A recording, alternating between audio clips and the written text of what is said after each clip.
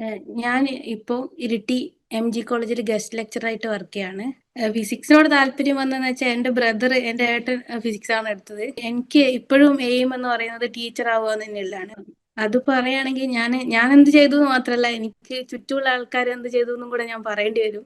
പിന്നെ ആ സമയത്തെ നന്നായിട്ട് മാനേജ് ചെയ്യുക എന്നുള്ള ഒരു ഉത്തരവാദിത്തം മാത്രമേ എനിക്ക് ഉണ്ടായുള്ളൂ. എൻ്റെ ഒരു അഭിപ്രായത്തിൽ ശരിക്കും ചുറ്റുമുള്ള ആൾക്കാർക്ക് നമ്മൾ ഒരുപാട് ഹെൽപ്പ് ചെയ്യാൻ പറ്റും. തീർച്ചയായിട്ടും ഞാൻ പറഞ്ഞു, ഞാൻ ബിഗ് ലേണിങ്ങിന്റെ ക്ലാസ്സിനെ ബേസ് ചെയ്തിട്ട് തന്നെയാണ് പഠിച്ചത്. നിങ്ങൾ ഏത് വഴിക്ക് പോകുന്നോ അതേ വഴിയിലാണ് ഞാൻ പോയത്. അപ്പോൾ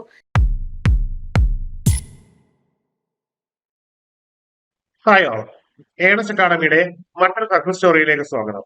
ഇന്ന് നമ്മളോടൊപ്പം ഉള്ളത് ഇക്കഴിഞ്ഞ സയന്റിഫിക് ഓഫീസർ ഫിസിക്സ് എക്സാമിനേഷനിൽ ഒന്നാം റാങ്ക് കരസ്ഥമാക്കിയ ഡോക്ടർ ശ്രുതിലയാണ്. നമുക്ക് സ്വാഗതം ചെയ്യാം ഡോക്ടർ ശ്രുതിലയെ. സ്വാഗതം ശ്രുതിലയ. ശ്രുതിലയ, താങ്കൾ നേടിയിരിക്കുന്ന ഒരു നേട്ടം ഒരു ചെറിയ നേട്ടമൊന്നുമല്ല. കാരണം ഒരു എക്സാമിനേഷനിൽ ഓൾ കേരള ലെവലിൽ അതും നല്ല നിലവാരമുള്ള ഒരു എക്സാമിനേഷനിൽ ഒന്നാം റാങ്കുമായിട്ടാണ് താങ്കൾ എത്തി നോക്കുന്നത്. ഈ ഒരു നേട്ടം നേടി നിൽക്കുമ്പോൾ താങ്കൾക്ക് സ്വാഭാവികമായിട്ടും സന്തോഷമുണ്ടാകും. അതുപോലെ തന്നെ ഞാൻ അടക്കമുള്ള ഉദ്യോഗാർത്ഥികൾക്കും മറ്റ് ചുറ്റുമുള്ളവർക്കൊക്കെ അറിയാൻ ആഗ്രഹം ഉണ്ടായിരിക്കും താങ്കളെ പറ്റി രണ്ട് വാക്ക്, താങ്കളുടെ ഒരു സെൽഫ് ഇൻട്രൊഡക്ഷൻ ഞങ്ങൾക്ക് വേണ്ടി ഒന്ന് പറയാം. ഞാൻ ഇപ്പോൾ ഇരിട്ടി എം.ജി കോളേജിൽ ഗസ്റ്റ് ലെക്ചറായിട്ട് വർക്ക് ചെയ്യാണ്. കഴിഞ്ഞ 5 വർഷമായിട്ട് ഞാൻ അവിടെ തന്നെയാണ് വർക്ക് ചെയ്യുന്നത്. അതിനു മുന്നേ ഞാൻ 2018 ഹൈദരാബാദ് സെൻട്രൽ യൂണിവേഴ്സിറ്റിയിൽ നിന്ന് ഫിസിക്സിൽ PhD എടുത്തു. PG ചെയ്തതും അവിടെ തന്നെയായിരുന്നു, ഹൈദരാബാദ് സെൻട്രൽ യൂണിവേഴ്സിറ്റിയിൽ. അതിനു മുന്നേ ഡിഗ്രി ചെയ്തത് ഞാനിപ്പോൾ വർക്ക് ചെയ്യുന്ന എം.ജി കോളേജിലാണ്. എം.ജി കോളേജ് എന്ന് പറഞ്ഞാൽ അതൊരു BSc ഫിസിക്സ് മാത്രമുള്ളൊരു കോളേജാണ്. അപ്പോൾ ഞാനിപ്പോൾ ക്ലാസ് എടുത്തുകൊണ്ടിരിക്കുന്നത് ഡിഗ്രി കുട്ടികൾക്കാണ് മെയിനായിട്ട്. Okay okay okay.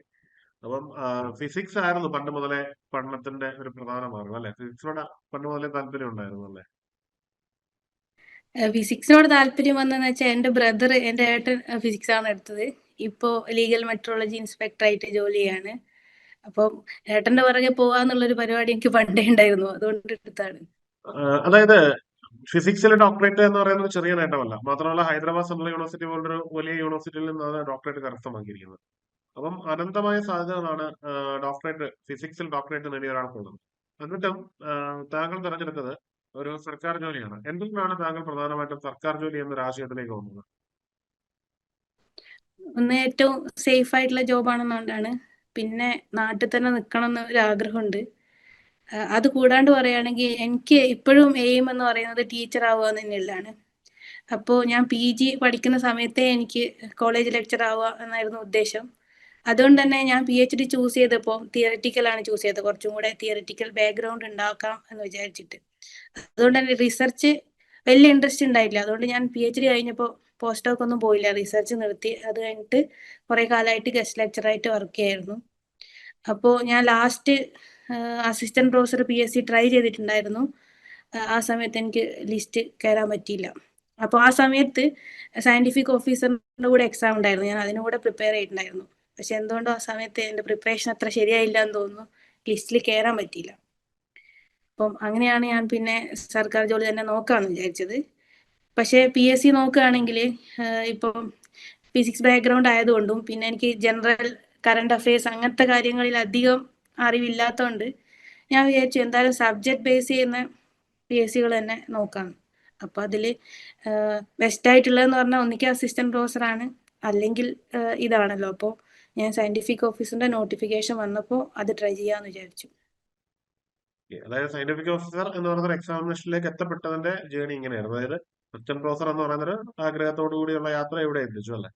അതായത് ഇനി അസിസ്റ്റന്റ് യെസ്. പ്രൊഫസർ ആവാനുള്ള അവസരം ഇനിയും ഉണ്ട്. കാരണം 45 വയസ്സ് വരെ എഴുതാമല്ലോ അസിസ്റ്റന്റ് പ്രൊഫസർ എന്ന് പറയുന്നത്. മാത്രമല്ല ഇപ്പൊ ഓൾറെഡി കോളേജിൽ വർക്ക് ചെയ്യുന്നതിന്റെ എക്സ്പീരിയൻസ് കൗണ്ട് ചെയ്യുന്നുണ്ട്. അസോസിയേറ്റ് പ്രൊഫസർ എക്സാമിനേഷൻ എഴുതാനുള്ള യോഗ്യത നേടി കഴിഞ്ഞാണല്ലോ. എത്ര വർഷത്തോളം എക്സ്പീരിയൻസ് ആയി താങ്കൾക്ക്? 5 വർഷമുണ്ട്, പക്ഷെ ആ, ഗസ്റ്റ് ആയിട്ടാണ്. അപ്പോൾ ഗസ്റ്റ് കുഴപ്പമില്ല ലെക്ചർ കുഴപ്പമില്ല, കോൺട്രാക്ട് ഒരു അതാണെങ്കിലും വർഷം കൗണ്ട് ഒരു ചെയ്യപ്പെടും. വർഷമായിട്ട്. എന്തായാലും അൾട്ടിമേറ്റ് ആയിട്ടുള്ള ആഗ്രഹത്തിലേക്ക് എത്തപ്പെടട്ടെ എന്ന് ആശംസിക്കുന്നു. അപ്പൊ നമുക്ക് ഇതിൽ പ്രധാനമായിട്ട് അറിയാനുള്ളതെന്ന് പറഞ്ഞാൽ എല്ലാവരും വളരെ ആകാംക്ഷയോടെ കാത്തിരിക്കുന്ന ഒരു ചോദ്യമാണ്. അതായത് ഈ ഒരു എക്സാമിനേഷൻ റാങ്ക് ലിസ്റ്റിൽ എത്തി എന്ന് പറയുന്നത് വലിയ സന്തോഷം നൽകുന്ന കാര്യമാണ്. അതിലെല്ലാം ഉപരി റാങ്ക് ലിസ്റ്റിൽ ഒന്നാമതായിട്ട് എത്തുക എന്ന് പറഞ്ഞാൽ ഒന്നാം റാങ്ക് ഹോൾഡർ ആകുക എന്ന് പറഞ്ഞാൽ ചെറിയ കാര്യമല്ല. ഈ ഒന്നാം റാങ്കിലേക്ക് എത്താൻ വേണ്ടിയിട്ട് എഫേർട്ട് ഉണ്ടായിരുന്നു. അതായത് ഒരാൾക്കും ഒന്നാമത് എന്ന് പറയുന്ന ഒരാളെ വരുന്നുള്ളൂ. അപ്പൊ അതിലേക്ക് എത്തണമെങ്കിൽ എല്ലാവരും ചെയ്യുന്നതിനേക്കാളും ആഡ് ഓൺ ആയിട്ട് എന്തെങ്കിലും ചെയ്യണമെങ്കിൽ മാത്രമേ നമുക്ക് എത്താൻ പറ്റുകയുള്ളൂ. ആ, അത് പറയുകയാണെങ്കിൽ ഞാൻ എന്ത് ചെയ്തു എന്ന് മാത്രമല്ല, എനിക്ക് ചുറ്റുമുള്ള ആൾക്കാർ എന്ത് ചെയ്തു എന്നും കൂടെ ഞാൻ പറയേണ്ടി വരും. അപ്പോൾ ഞാൻ ഇന്ററാക്ട് ചെയ്യുന്ന ആൾക്കാരെന്ന് പറയുന്നത് ഒന്ന് എൻ്റെ കോളേജിലുള്ള ആൾക്കാരാണ്, പിന്നെ ഒന്ന് വീട്ടിലുള്ള ആൾക്കാരാണ്. അപ്പോൾ ഈ എക്സാമിന്റെ നോട്ടിഫിക്കേഷൻ വന്നപ്പോൾ തന്നെ ഞാൻ തീരുമാനിച്ചിട്ടുണ്ടായിരുന്നു ഇതിനു വേണ്ടി കാര്യമായിട്ട് പ്രിപ്പയർ ചെയ്യണമെന്ന്. അന്ന് തന്നെ ഞാൻ പ്രിപ്പയർ ചെയ്യാൻ തുടങ്ങിയിട്ടുണ്ടായിരുന്നു. അപ്പം ഇതിന്റെ നോട്ടിഫിക്കേഷൻ വന്നത് ഒരു ഡിസംബർ ലാസ്റ്റ് വീക്കായിരുന്നു. ആ സമയത്ത് ഞാൻ കോളേജിൽ വർക്ക് ചെയ്തുകൊണ്ടിരിക്കുകയാണ്. അപ്പോൾ ഞാൻ വിചാരിച്ചു ഈ അക്കാദമിക് ഇയർ കഴിഞ്ഞാൽ, അതായത് മാർച്ച് 31 കഴിഞ്ഞാൽ ലീവ് എടുക്കാം അല്ലെങ്കിൽ നിർത്താമെന്ന് വിചാരിച്ചു കോളേജ് ഗസ്റ്റ് ലെക്ചർ എന്നുള്ള ജോലി. അപ്പോൾ ഞാൻ എൻ്റെ HOD പറഞ്ഞു അടുത്ത വർഷം ഞാൻ വരുന്നില്ല, ഞാൻ ഇങ്ങനെ ഒരു എക്സാമിന് വേണ്ടി പ്രിപ്പയർ ചെയ്യാണെന്ന്. ഇപ്പൊ ടീച്ചർ, ഞാൻ 2006 അവിടെ BSc ജോയിൻ ചെയ്യുന്നത്. അന്ന് മുതൽ എൻ്റെ ജീവിതത്തിന്റെ ഭാഗമാണ്. അപ്പോൾ നമ്മളെ പേരൻസിനോടുള്ള പോലത്തെ ഒരു ട്രസ്റ്റ് എനിക്ക് ടീച്ചറെ മുകളിലുണ്ട്. അതായത് പേരൻസ് എന്ത് ചെയ്താലും നമ്മളെ നന്മക്ക് വേണ്ടിയാണ് നമ്മൾ വിചാരിക്കുമല്ലോ, അതേപോലെ ഒരു വിശ്വാസം എനിക്കുണ്ട്. അപ്പോൾ ടീച്ചർ എന്നോട് പറഞ്ഞു, വേണ്ട ലീവ് എടുക്കണ്ട, നമുക്കത് മാനേജ് ചെയ്ത് പോവാം, ഞാൻ ഹെൽപ്പ് ചെയ്യാമെന്ന് പറഞ്ഞു. അപ്പോൾ എനിക്കറിയാം കോളേജിലെ ജോലി എന്ന് പറയുമ്പം ടീച്ചിങ് മാത്രമല്ല, കുറേ വേറെയും കാര്യങ്ങൾ ചെയ്യാനുണ്ട്. ഞാൻ ഫസ്റ്റ് ഇയറിന്റെ ട്യൂട്ടർ ആയിരുന്നു. അപ്പോൾ അതിൻ്റെതായിട്ട് കുറേ കാര്യങ്ങളൂടെ ചെയ്യാനുണ്ട്. അപ്പോൾ അതൊക്കെ എനിക്ക് വേണ്ടി ചെയ്തത് ടീച്ചറായിരുന്നു. അപ്പോൾ എൻ്റെ HOD പേര് സന്ധ്യ ടീച്ചറാണ്. അപ്പോൾ ടീച്ചറാണ് കുറേ അധികം ഹെൽപ്പ് ചെയ്തത്. അപ്പോൾ എനിക്ക് അവിടെ മിനിമം വർക്ക് മാത്രമേ തന്നിട്ടുള്ളൂ. പിന്നെ ക്ലാസ്സുകളും എനിക്ക് അഡ്ജസ്റ്റ് ചെയ്യാൻ പറ്റി. അതിന് വേണ്ടിയിട്ട് എൻ്റെ കൂടെയുള്ള ടീച്ചേഴ്സ് എന്നെ ഹെൽപ്പ് ചെയ്തു. അപ്പോൾ ഞാൻ എക്സാമിൻ്റെ സമയത്ത് കുറച്ച് ക്ലാസ്സുകളെ എടുത്തുള്ളൂ, നമ്മൾ റീഅറേഞ്ച് ചെയ്ത് അങ്ങനെയൊക്കെയാണ് ചെയ്തുകൊണ്ടിരുന്നത്. അപ്പോൾ എനിക്ക് അവിടുന്ന് എപ്പോഴും പഠിക്കാനുള്ള ഒരു സമയം അവരുണ്ടാക്കി തന്നിട്ടുണ്ടായിരുന്നു. അതുകൂടാതെ വീട്ടിൽ പറയുകയാണെങ്കിൽ എൻ്റെ വീട്ടിലിപ്പം ഹസ്ബൻഡും മോനുമാണ് ഉള്ളത്. അപ്പോൾ നിങ്ങൾക്കറിയാം ഒരു വീട്ടിൽ ഒരുപാട് ജോലി ഉണ്ടാവും. അപ്പോൾ നമ്മൾ രണ്ടാളും കൂടിയാണ് ചെയ്യേണ്ടത്. അപ്പോൾ എൻ്റെ പാർട്ടും കൂടെ ആ സമയത്ത് ചെയ്തുകൊണ്ടിരുന്നത് എൻ്റെ ഹസ്ബൻഡായിരുന്നു. അപ്പോൾ കൂടാതെ എനിക്ക് ഹസ്ബൻഡ് വീട്ടുകാരുടെ സപ്പോർട്ടും കിട്ടി. ഹസ്ബൻഡ് വീട് ഇതിനടുത്ത് തന്നെയാണ്. അപ്പോൾ ചില ലീവ് ദിവസങ്ങളിലൊക്കെ നമ്മൾ മോനെ അവിടെ ആക്കിയിട്ടാണ് ഇവിടുന്ന് പഠിക്കാറ്. കൂടാണ്ട് പിന്നെ നമ്മൾ ഈ പ്രിപ്പറേഷൻ തുടങ്ങിയതിന് ശേഷം വീട്ടിൽ ഹെൽപ്പ് ചെയ്യാൻ വേണ്ടിയിട്ട് ഒരു ചേച്ചീനെ ആക്കിയിട്ടായിരുന്നു. അപ്പോൾ ആ ചേച്ചിയാണെങ്കിൽ എന്താ പറയാ, ഞായറാഴ്ച ദിവസങ്ങളിലൂടെ വന്നിട്ടുണ്ടായിരുന്നു എക്സാം ആയതുകൊണ്ട് മാത്രം. അപ്പൊ എനിക്ക് ഇത്രയും ഹെൽപ്പ് പുറത്തുനിന്ന് കിട്ടിയത് കൊണ്ടാണ് എനിക്ക് പഠിക്കാനുള്ള സമയം കിട്ടിയത്. അപ്പൊ എനിക്ക് ആവശ്യത്തിലധികം സമയം പഠിക്കാൻ കിട്ടിയിട്ടുണ്ടായിരുന്നു. പിന്നെ ആ സമയത്തെ നന്നായിട്ട് മാനേജ് ചെയ്യാന്നുള്ള ഒരു ഉത്തരവാദിത്തം മാത്രമേ എനിക്ക് ഉണ്ടായിട്ടുള്ളൂ. അപ്പൊ അതിന് എനിക്ക് ബിഗ് ലേണിംഗ് ഒരുപാട് ഹെൽപ്പ് ചെയ്തു. പറയാന്ന് വെച്ചാൽ എനിക്ക് ആ സിലബസിനെ എങ്ങനെ പഠിച്ചു തീർക്കണം, എവിടെ തുടങ്ങണം, എന്തൊക്കെ എത്രമാത്രം പഠിക്കണം എന്ന് ഒരു ധാരണ ഉണ്ടായില്ല. അതുകൊണ്ട് തന്നെ നിങ്ങൾ ക്ലാസ് മാത്രമാണ് ഫോളോ ചെയ്തത്. ക്ലാസ് ഫോളോ ചെയ്യും, എന്നിട്ട് അതിനനുസരിച്ചാണ് പഠിച്ചുകൊണ്ട് പോയത്. അപ്പോൾ എനിക്ക് ആ സമയത്തിനുള്ളിൽ സിലബസ് കവർ ചെയ്യാൻ വേണ്ടിയിട്ട് ബിഗ് ലേണിംഗ് ഒരുപാട് ഹെൽപ്പ് ചെയ്തു. എനിക്ക് ഓൾമോസ്റ്റ് 100% സിലബസ് കവർ ചെയ്യാൻ പറ്റി. അതുകൊണ്ടായിരിക്കണം അങ്ങനെ സ്കോർ ചെയ്യാൻ പറ്റിയെന്ന് വിശ്വസിക്കുന്നു. വളരെ വ്യക്തമാണ്. അതായത് ചുറ്റുപാടുകൾ വളരെ സപ്പോർട്ടീവ് ആയിട്ടും 1ാം റാങ്ക് എന്ന് പറയുന്നത് വലിയ നേട്ടം മിസ്സിനെ തേടിയെത്തിയെന്നുള്ളതാണ്. എൻ്റെ ഒരു അഭിപ്രായത്തിൽ ശരിക്കും ചുറ്റുമുള്ള ആൾക്കാർക്ക് നമ്മൾ ഒരുപാട് ഹെൽപ്പ് ചെയ്യാൻ പറ്റും. അതായത് നമുക്ക് വേണ്ടി പഠിച്ചു തരാനൊന്നും പറ്റൂലെങ്കിലും നമുക്ക് എന്താ പറയുക, നമ്മളെ സപ്പോർട്ട് ചെയ്യാൻ ഒരുപാട് പറ്റും. പണ്ട് നമ്മൾ ഡിഗ്രിക്ക് പഠിക്കുന്ന സമയത്ത് നമ്മുടെ എക്സാം ഒക്കെ വരുന്ന സമയത്ത് നമ്മുടെ ടീച്ചർ സന്ധ്യ ടീച്ചറും ദേവദാസ് സാറാണ് ഉണ്ടായിരുന്നത്. ദേവദാസ് സാറായിരുന്നു HOD. അപ്പോൾ അവർ നമ്മളെ പേരൻസിനെ വിളിക്കുമായിരുന്നു. എന്നിട്ട് പേരൻസിനോട് പറയും, കുട്ടികൾക്ക് ഇപ്പം എക്സാം ആണ്, അവർക്ക് ഇത്രയധികം സമയം അതിനു വേണ്ടി കൊടുക്കണം, അപ്പൊ നിങ്ങൾ അതിനനുസരിച്ച് നിൽക്കണം. അതായത് കുറെ ഫങ്ഷൻസ് അല്ലെങ്കിൽ വീട്ടിൽ അതിഥികളൊക്കെ വരുന്നത് പറ്റുമെങ്കിൽ ഒഴിവാക്കണം എന്നൊക്കെ പറയാറുണ്ടായിരുന്നു. അപ്പോൾ ചുറ്റുമുള്ള ആൾക്കാർക്കാണ് അവർ കൗൺസിലിംഗ് കൊടുത്തുകൊണ്ടിരുന്നത്. അങ്ങനെയാണ് നമ്മളെ ഡിഗ്രിക്ക് അവർ പഠിപ്പിച്ചെടുത്തത്. ഇനിയും പ്രധാനമായിട്ടും ഇപ്പം 1ാം റാങ്കിലേക്കുള്ള കാര്യം മിസ് പറയുകയുണ്ടായി. ഇനിയുള്ളതെന്ന് പറഞ്ഞാൽ ഈ പഠനത്തിൽ ഏതെങ്കിലും തരത്തിലുള്ള വെല്ലുവിളികൾ ഉണ്ടായിരുന്നു. അതായത് നമുക്ക് പഠനത്തിൽ എന്തെങ്കിലും ബുദ്ധിമുട്ടുകൾ, ഫോർ എക്സാമ്പിൾ നമുക്ക് പഠിക്കണം എന്നൊരു ആഗ്രഹം ഉണ്ടെങ്കിലും നമുക്ക് എല്ലാവർക്കും അറിയാം, നമുക്ക് ചുറ്റുമുള്ള എല്ലാവരും പഠിക്കാൻ തുടങ്ങും. പക്ഷെ ആദ്യത്തെ ഒരു പഠനത്തിന്റെ ഒരു സ്പീഡ് അവസാനം വരെ നമുക്ക് മെയിൻറ്റെയിൻ ചെയ്യാൻ പറ്റും. അതെങ്ങനെ മെയിൻറ്റെയിൻ ചെയ്തു? ഒന്നാമത്തെ കാര്യം, എനിക്ക് തോന്നുന്നു ഞാൻ കോളേജിൽ ലീവ് എടുത്തില്ല. അതുകൊണ്ട് തന്നെ എനിക്കൊരു മെന്റലി ഡൗൺ ആയി പോകുന്നൊരു പ്രശ്നം ഉണ്ടായിട്ടില്ല. നമ്മളെപ്പോഴും മോട്ടിവേറ്റ് ചെയ്ത് വെക്കാൻ, അല്ലെങ്കിൽ ഒരു സാധനത്തിന് വേണ്ടി ഒരു ജോലി ഒഴിവാക്കുകയാണെങ്കിൽ അതൊരു സ്ട്രെസ്സായിട്ട് വരും. അങ്ങനെ ഒരു സംഭവം എനിക്ക് ഉണ്ടായിട്ടില്ല. പിന്നെ എൻ്റെ വെല്ലുവിളി എന്ന് പറയുന്നത്, ഞാൻ കുറച്ചധികം കാലമായി PG കഴിഞ്ഞിട്ട്. PG സബ്ജക്റ്റുമായിട്ടുള്ള കണക്ഷൻ വിട്ടിട്ട് ഒരു 10 വർഷത്തോളമായി. അതിൻ്റെതായ ഒരു ബുദ്ധിമുട്ട് എനിക്ക് പഠിക്കുമ്പോൾ ഉണ്ടായിരുന്നു. അതുകൊണ്ട് തന്നെ കൂടുതൽ സമയം വേണ്ടി വന്നു പഠിക്കാൻ. PG ആയിട്ടുള്ള ടച്ച് വിട്ടിട്ട് സമയം കഴിഞ്ഞപ്പോൾ പിന്നെ അതിനെ എങ്ങനെ റിവൈവ് ചെയ്തെടുത്തു? ശ്രുതി കൂടുതൽ സമയം പഠിച്ചു. കൂടുതൽ അപ്പോ സമയം എഫേർട്ട് ഓർമ്മ വന്നു. പിന്നെ ആ കുറച്ച് കഴിഞ്ഞപ്പോൾ ഞാനിങ്ങനെ കുറേ പഠിച്ചുകൊണ്ടിരുന്നപ്പോൾ എനിക്ക് ഓർമ്മ വരാൻ തുടങ്ങി. അങ്ങനെ ഫുള്ളായിട്ട് ഒരിക്കലും മറന്നുപോകില്ല എന്ന് എനിക്ക് തോന്നുന്നത്. നമുക്കൊരു ആ ഓക്കെ ഒരു കണക്ഷൻ കിട്ടാത്തൊരു പ്രശ്നമേ ഉണ്ടാവുള്ളൂ. പിന്നെ നമ്മൾ അതിന് കൂടുതൽ എഫേർട്ട് എടുക്കുകയാണെങ്കിൽ നമുക്കത് ഓവർകം ചെയ്യാം. ശരി ശരി. അതായത് കൂടുതൽ എഫർട്ട് ഇട്ട് കൂടുതൽ സമയം സ്പെൻഡ് ചെയ്തുകൊണ്ട് പഠിച്ചു. ജോലി നമ്മളെ റിസൈൻ വേറെ ചെയ്യാൻ ആരുമായിട്ട് കമ്പയർ ചെയ്യാണ്ടിരിക്കുക. Okay okay. ജോലി റിസൈൻ ചെയ്യാനൊക്കെ ഇരുന്നത് കൊണ്ട് ആ ഒരു സ്ട്രെസ്സിനെ ഓവർകം ചെയ്യാൻ കടന്നുപോയി അല്ലേ? അപ്പൊ ഇനിയും മറ്റൊരു കാര്യം, ഇപ്പൊ ഓൾറെഡി പഠനത്തിന്റെ കാര്യം പറഞ്ഞു. അടുത്തൊരു ചോദ്യം എന്ന് പറഞ്ഞു കഴിഞ്ഞാല് ഈ ഒരു ഓൾറെഡി ഒരു അധ്യാപിക ആണ് എന്നിരിക്കുമ്പോൾ പോലും ശ്രുതിയെ സംബന്ധിച്ചിടത്തോളം എക്സാമിന് ചെല്ലുമ്പോൾ ടെൻഷൻ ഉണ്ടാവും. എങ്ങനെയാണ് ഈ എക്സാം ഹാളിലെ ഈ ടെൻഷനെ ഓവർകം ചെയ്തത്? എനിക്കും നല്ല ടെൻഷൻ ഉണ്ടായിരുന്നു. ഞാൻ ഇതിനെ ഓവർകം ചെയ്തോന്ന് ചോദിച്ചാൽ അത്ര പറ്റിയിട്ടില്ല എന്നാണ് എനിക്ക് തോന്നുന്നത്. പക്ഷേ ചെയ്യാൻ പറ്റുന്ന നമ്മൾ എക്സാം എഴുതുന്ന സമയത്ത് എക്സാമിന്റെ റിസൾട്ടിനെ പറ്റി അധികം ആലോചിക്കാണ്ടിരിക്കുക എന്നുള്ളതാണ്. നമ്മൾ ഓരോ ക്വസ്റ്റ്യനിൽ തന്നെ കോൺസെൻട്രേറ്റ് ചെയ്യുക. പിന്നെ ഒരു കണക്കൂട്ടൽ ഉണ്ടാവണം, ഇത്ര സമയം കൊണ്ട് തീർക്കണം എന്നുള്ളത്. കാരണം സമയം തികയാണ്ട് വരാൻ പാടില്ല. ഒരു അവസാനത്തെ ക്വസ്റ്റ്യൻ വരെ നമ്മൾ വായിച്ചിരിക്കണം. അപ്പോൾ എക്സാമിന്റെ സമയത്ത് ടഫായിരിക്കും, അതിന്റെ കട്ട് ഓഫ് എന്തായിരിക്കും, അല്ലെങ്കിൽ ലിസ്റ്റ് കയറുമോ എന്നൊന്നും ആലോചിക്കാണ്ട് ക്വസ്റ്റ്യനും അതിന്റെ ആൻസറിനെ മാത്രം ആലോചിച്ചാൽ മതി. വേറെ ചുറ്റുകളൊന്നും ആലോചിക്കാത്തതാണ് നല്ലതെന്ന് എനിക്ക് തോന്നിയത്. അന്നേരം നമുക്ക് കുറച്ചൊക്കെ ടെൻഷൻ കുറഞ്ഞു കിട്ടും. ഓക്കെ. അങ്ങനെയാണ് എക്സാം ഹാളിനെ ഓവർകം ചെയ്തത്. എക്സാമിനേഷൻ ഹാളിന്റെ സ്ട്രാറ്റജി പറഞ്ഞു കഴിഞ്ഞു. ഇനിയിപ്പം യൂണിക് ആയിട്ടുള്ള ഒരു ഫീച്ചർ ഉണ്ടാവും. അതായത് നമുക്കൊരു ഒന്നാം റാങ്കുകാരൻ അല്ലെങ്കിൽ ഫസ്റ്റ് റാങ്ക് ഹോൾഡേഴ്സിന് മാത്രം, അല്ലെങ്കിൽ റിട്ടേൺ എക്സാമിനേഷൻ ഒന്നാമത് വരുന്ന ഒരാൾ മാത്രം മേക്ക് ചെയ്യുന്ന യൂണിഫോം ആയിട്ടുള്ള ചില ടിപ്സ് ഉണ്ടാവും. ആ ടിപ്സ് എല്ലാ ഉദ്യോഗാർത്ഥികളും അറിയാൻ ആഗ്രഹിക്കുന്നതായിരിക്കും. അത്തരത്തിൽ എന്തെങ്കിലും ഒരു ടിപ്സ് ശ്രുതി കീപ്പ് ചെയ്തിരുന്നു? തീർച്ചയായിട്ടും ഞാൻ പറഞ്ഞു, ഞാൻ ബിഗ് ലേണിങ്ങിന്റെ ക്ലാസ്സിനെ ബേസ് ചെയ്തിട്ട് തന്നെയാണ് പഠിച്ചത്. നിങ്ങൾ ഏത് വഴിക്ക് പോകുന്നോ അതേ വഴിയിലാണ് ഞാൻ പോയത്. അപ്പോൾ ഞാൻ ഓൾമോസ്റ്റ് എല്ലാ ലൈവ് ക്ലാസ്സും അറ്റൻഡ് ചെയ്തിട്ടുണ്ട്. അതിനുശേഷം എനിക്ക് ഏറ്റവും ഇഷ്ടപ്പെട്ട ഒരു കാര്യം എന്ന് പറഞ്ഞാൽ അതിന്റെ റെക്കോർഡഡ് വീഡിയോസ് ആണ്. ഞാൻ റെക്കോർഡഡ് വീഡിയോസ് കാണുമ്പം പോസ് ചെയ്ത് ഓരോ പോയിന്റും എഴുതി വെച്ച് ആ ഒരു വീഡിയോ കഴിയുമ്പോഴത്തേക്ക് ഞാനത് പഠിച്ചും കഴിയാറുണ്ട്. അതിന്റെ ഒരു നോട്ടും എൻ്റെ കയ്യിൽ ഉണ്ടാവാറുണ്ട്. അങ്ങനെ പിന്നീട് ഞാൻ റിവൈസ് ചെയ്യാൻ ആ നോട്ടാണ് ഉപയോഗിച്ചത്. റിവൈസ് ചെയ്യുന്ന സമയത്ത് ഓരോന്നിന്റെയും ഷോർട്ട് നോട്ട് ഉണ്ടാക്കി. ഇപ്പൊ ജനറലി ഒരു സബ്ജക്റ്റ് ഒരു പേപ്പർ കഴിയുമ്പോഴത്തേക്കും ഒരു 3-4 നോട്ട് ഉണ്ടാവും.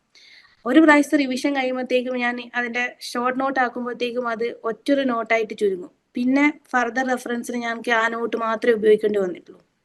അതുകൂടാതെ ഞാൻ ബിഗ് ലേണിങ്ങിന്റെ എല്ലാ എക്സാം എഴുതിയിട്ടുണ്ട്. പിന്നെ സെറ്റ് എക്സാം മുതൽ, അതായത് ഈ സിലബസുമായിട്ട് സാമ്യമുള്ള സിലബസിലെ എല്ലാ എക്സാമുകളും, അവൈലബിൾ ആയിട്ടുള്ള എല്ലാ എക്സാമുകളും ഞാൻ ടൈം വെച്ച് തന്നെ എഴുതിയിട്ടുണ്ട്. അപ്പോൾ എനിക്ക് തന്നെ അറിയില്ല എത്ര നമ്പർ ഓഫ് എക്സാംസ് എഴുതിയിട്ടുണ്ടെന്ന്. എക്സാം പ്രാക്ടീസ് ഒരു വലിയ ഘടകമായിട്ട് മാറി എന്നുള്ളതാണ് ഒരു യാഥാർത്ഥ്യം. ശരി. അതെ, അപ്പം ടൈം മാനേജ്മെന്റിന് ഏറ്റവും ഓക്കെ നല്ലത്, എക്സാം സമയത്തെ ടൈം മാനേജ്മെന്റിന് ഏറ്റവും നല്ലത് അങ്ങനെ പ്രിപ്പയർ ചെയ്യുന്നത് തന്നെയാണ്. ഓക്കെ. കൂടാതെ ഞാൻ ആ OMR ഷീറ്റ് വെച്ച് തന്നെയാണ് ചെയ്തുകൊണ്ടിരുന്നത്. വളരെ നല്ലൊരു എയ്ഡാണ് അഡ്വൈസർ. കാരണം എല്ലാവർക്കും പ്രാക്ടീസ് ചെയ്യാൻ പറ്റുന്ന ഒരു മെത്തേഡാണ് പറഞ്ഞത്. അല്ല, പ്രിപ്പറേഷൻ ഞാൻ സ്റ്റാർട്ട് ചെയ്തത് പറഞ്ഞാൽ ഞാൻ അന്ന് നോട്ടിഫിക്കേഷൻ വന്ന അന്ന് തൊട്ട് തന്നെ ഞാൻ പ്രിപ്പറേഷൻ സ്റ്റാർട്ട് ചെയ്തു. അതായത് അന്ന് തൊട്ട് ഫുൾ ടൈം ഇരുന്ന് പഠിച്ചു എന്നല്ല, ഞാൻ അന്ന് തുടങ്ങി, എന്നെ കൊണ്ട് പറ്റാവുന്ന പോലെ തുടങ്ങി. അതിനുശേഷമാണ് ഞാൻ നോക്കിയത് എവിടാണ് ഇതിന്റെ കോച്ചിങ് ഉണ്ടാവുക. അങ്ങനെയാണ് ഞാൻ ബിഗ് ലേണിംഗിൽ എത്തിയത്. അപ്പൊ തന്നെ ഞാൻ ബിഗ് ലേണിംഗിൽ ജോയിൻ ചെയ്യാണ് ചെയ്തത്. അപ്പം ഒന്നാം റാങ്കിന്റെ നേട്ടത്തിലാണ് സുധന നിൽക്കുന്നത്. അപ്പൊ സ്വാഭാവികമായിട്ടും എല്ലാ ഉദ്യോഗാർത്ഥികളും അറിയാൻ ആഗ്രഹിക്കുന്ന ഒരു കാര്യമാണ്, ഇനി ഇതുപോലുള്ള എക്സാമുകളുണ്ട്. സയൻസ് ബേസ്ഡ് ആയിട്ടുള്ളതും ഫിസിക്സ് ബേസ്ഡ് ആയിട്ടുള്ളതും അല്ലാതെ ഓപ്പൺ PSC ഉൾപ്പെടെയുള്ള എക്സാമുകളും മറ്റ് മത്സര പരീക്ഷകളും ഒക്കെ വരുന്നുണ്ട്. മാത്രമല്ല UGC നെറ്റ് പോലുള്ള എക്സാം എഴുതുന്ന ഉദ്യോഗാർത്ഥികളുണ്ട്. കാരണം ഇത്രയും നിരവധി എക്സാമുകൾ വിജയിച്ച ഒരു ആളെന്ന നിലയിൽ ഇനിയും വരുന്ന എക്സാമുകൾക്ക് തയ്യാറെടുക്കുന്ന ഉദ്യോഗാർത്ഥികളായിട്ട് എന്താണ് ശ്രുതിലയ്ക്ക് പറയാനുള്ള ഒരു എയ്ഡ് ആൻഡ് അഡ്വൈസ്? കാരണം അത് വളരെ വിലപ്പെട്ടൊരു കാര്യമാണ്.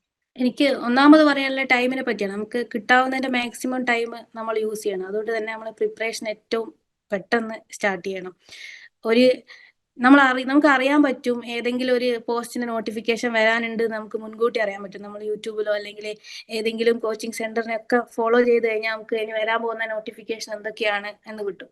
ഈ സയന്റിഫിക് ഓഫീസിന്റെ നോട്ടിഫിക്കേഷൻ വരാൻ പോകുന്നുണ്ട് എന്ന് എനിക്ക് അറിയായിരുന്നു.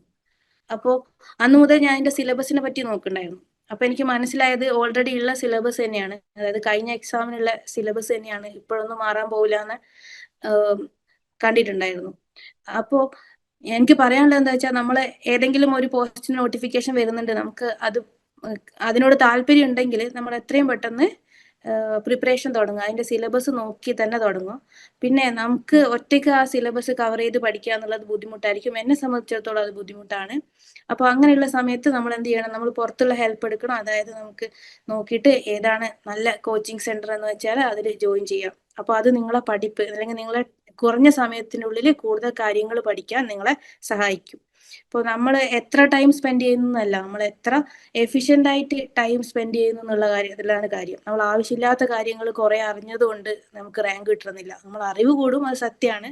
പക്ഷേ അതുകൊണ്ട് PSCയിലെ റാങ്ക് വരണമെന്നില്ല. നമുക്ക് വേണ്ടത് ആവശ്യമുള്ള കാര്യങ്ങൾ, ചോദിക്കാൻ സാധ്യതയുള്ള കാര്യങ്ങൾ കൂടുതലായിട്ട് പഠിക്കുക എന്നുള്ളതാണ്. അപ്പം അതിനെന്തായാലും ഒരു കോച്ചിങ് എടുക്കുന്നതായിരിക്കും നല്ലതെന്നാണ് എൻ്റെ അനുഭവം. കാരണം ഞാൻ ഇതിനു മുന്നേ എഴുതിയ എക്സാമിനൊന്നും ഞാൻ കോച്ചിങ്ങിന് പോയിട്ടുണ്ടായിരുന്നില്ല. അതായത് ഞാൻ അസിസ്റ്റന്റ് പ്രൊഫസർ എക്സാം എഴുതിയിട്ടുണ്ടായിരുന്നു. കഴിഞ്ഞ പ്രാവശ്യത്തെ സയന്റിഫിക് ഓഫീസറിന്റെ എഴുതിയിട്ടുണ്ടായിരുന്നു. അന്നൊക്കെ ഞാൻ സ്വന്തം പഠിക്കാനാണ് നോക്കിയത്. അപ്പം എനിക്ക് ക്വാളിഫൈ ചെയ്യാൻ പറ്റിയില്ല. ഉത്തരം വ്യക്തമാണ്. ജീവിതത്തിലെ ഏറ്റവും വലിയൊരു മൈൽ സ്റ്റോൺ നേടിയെടുത്ത ശ്രുതലയാണ് തന്റെ അഭിപ്രായം നമ്മളുമായിട്ട് പങ്കുവച്ചത്. ഇനിയുള്ള കരിയറുകളിൽ വരാൻ പോകുന്ന വലിയ നേട്ടങ്ങൾ ശ്രുതലയെ തേടി എത്തട്ടെ എന്ന് ആശംസിക്കുന്നു. മാത്രവുമല്ല തന്റെ പഠനവും ഏത് തരത്തിൽ പഠിച്ചു എന്നും ഒപ്പം ജോലിയും ഫാമിലിയും എങ്ങനെ ഒരുമിച്ച് കൊണ്ടുപോയി എന്നും ഈ വീഡിയോയിലൂടെ ശ്രുതിലയെ നമുക്ക് പരിചയപ്പെടുത്തുന്നുണ്ട്. നമ്മുടെ മുമ്പിലുള്ള ഏത് കടമ്പകളും കടന്ന് നമുക്ക് ഒരു വലിയ നേട്ടം, അതായത് നമുക്ക് വേണ്ടുന്ന ഒരു പോസ്റ്റ് ആണെങ്കിൽ ആ ഒരു പോസ്റ്റിലേക്ക് 1ാം റാങ്കിലൂടെ തന്നെ എത്താൻ പറ്റും എന്നതിന്റെ ഏറ്റവും നല്ല ഉദാഹരണമാണ് ശ്രുതിലയ. ഇത്തരത്തിലുള്ള വിജയം നിങ്ങൾക്ക് ഓരോരുത്തർക്കും നേടാൻ കഴിയട്ടെ എന്ന് ആശംസിക്കുന്നു. മറ്റൊരു സക്സസ് സ്റ്റോറിയുമായി കാണാം. Good bye.